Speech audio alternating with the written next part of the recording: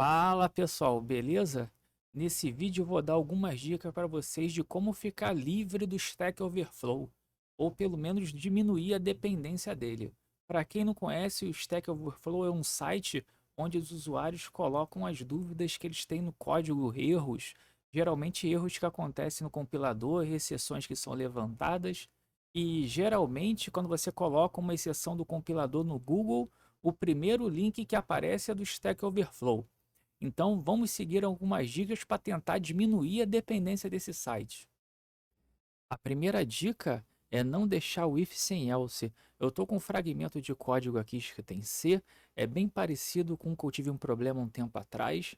Eu tenho uma sequência de ifs onde uma variável é testada e dependendo do valor que ela tiver, o programa faz alguma coisa. O que aconteceu é que a variável era instanciada com outro valor, o programa corria e entrava numa função aleatória, e foi bastante difícil encontrar esse problema. Para você não passar por essa situação, ao final de cada if você pode colocar um else e encadear o if para dentro do else.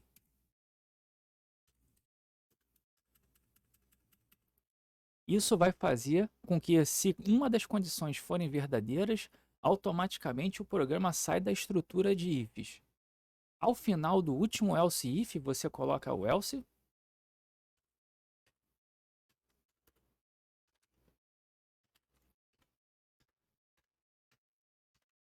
e você pode implementar uma função do tipo debug message.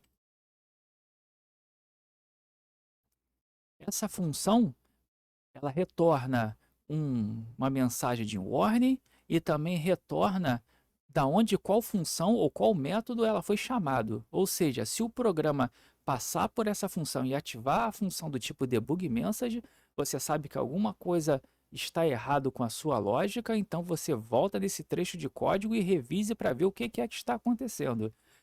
Essa operação não vai praticamente demorar nada para você e você vai poupar um grande tempo de debug.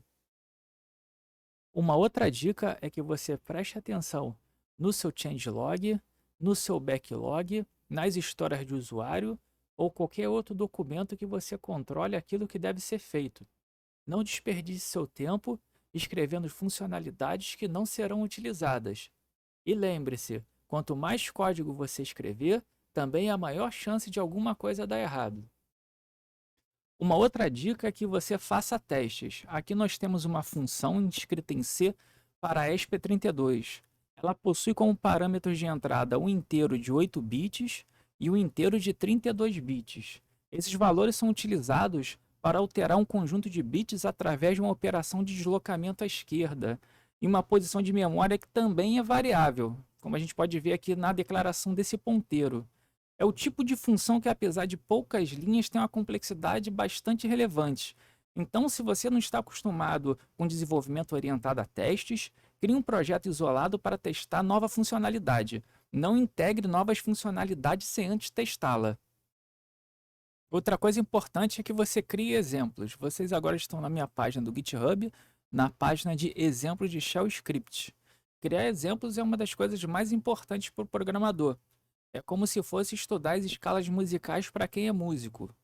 Com os exemplos, você pode estudar em separado cada statement e entender melhor cada funcionalidade antes de criar um grande projeto em determinada linguagem de programação. Mais uma dica é que você crie um boilerplate. Aqui nós temos um boilerplate para o microcontrolador 18F4520 da Microchip. O que é um boilerplate? É o mínimo código necessário para a aplicação funcionar baseado num hardware específico. Qual é a vantagem de ter um boilerplate? É que você sabe que tudo aqui está testado e está funcionando. Então você só vai se preocupar com cada nova funcionalidade ou camada que foi incluído. Você pode fazer boilerplate para microcontroladores, para uma estrutura de arquivos do seu framework específico, ou até mesmo para a declaração de classes para várias linguagens de programação. Uma outra dica é que você realize a documentação da sua aplicação. Eu estou aqui com um módulo escrito em Python, destinado a cálculo numérico. Eu realizei a documentação no início do arquivo. Vocês podem ver que cada classe desse módulo é descrita na documentação, assim como cada método de cada classe. Por exemplo, esse método init, que é o método create, ele precisa de um parâmetro de entrada, cujo tipo também é descrito, e não retorna nada. E aqui nós vemos uma pequena descrição do que esse método faz. E o mais interessante, se você estiver utilizando uma IDE, tipo o Jupyter Notebook, aqui eu já importei o nosso módulo, nós podemos utilizar o método help para ver na própria IDE a nossa documentação. Então, na própria IDE, nós podemos ver a mesma documentação, sem precisar sair e abrir o arquivo. Também, pelo método exemplos, nós podemos ver alguns exemplos de chamada.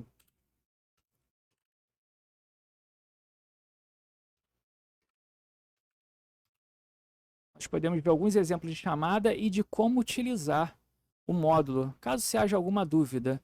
E isso aqui é uma dica bastante interessante. A última dica é que você fique um tempo estudando o modo debug da sua IDE. O modo debug é algo extremamente importante que você irá utilizar.